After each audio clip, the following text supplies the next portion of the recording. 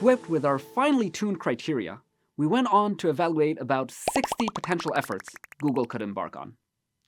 This included things like famine monitoring, computational modeling for clean meat, nuclear fusion, wildfire detection, smart energy grids, and much more. Every proposal that some expert claimed would be promising for Google to do, we spent about 2 hours on a preliminary review. Then we chose the top 20 proposals from our very rough initial estimate and spent about 20 hours reviewing each one. Of those 20, we chose the 4 that seemed most promising and spent about 200 hours looking into each one of those. Finally, we decided on our first new effort to launch: optimizing traffic lights to reduce car emissions.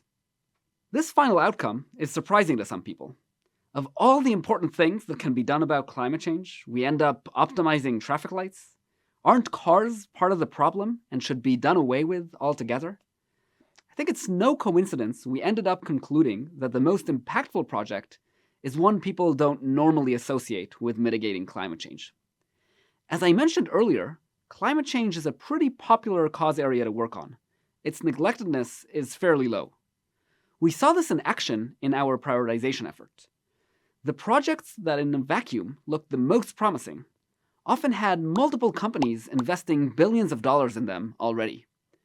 If we wanted to make the biggest counterfactual impact, this was not the best place to make a difference. I suspect that precisely because traffic light optimization doesn't feel like a climate project, it remained neglected for so long. It's unpleasant to recognize the fact that even if we'd want to phase out polluting cars in favor of public transportation or electric vehicles, gasoline-based cars are going to be a large portion of global transportation for decades to come. And so not as many people, especially those that are excited to work on climate change, are diving into this option, at least relative to the most famous and popular and important solutions like reforestation, renewable energy sources, carbon capture and storage, and others. It's worth noting, this is what the abstract principle of diminishing returns looks like in practice.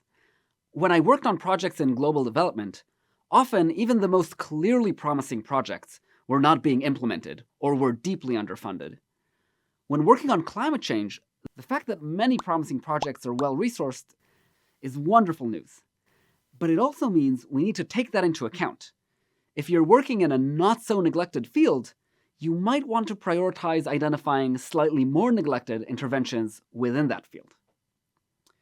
So we know why traffic light optimization is neglected.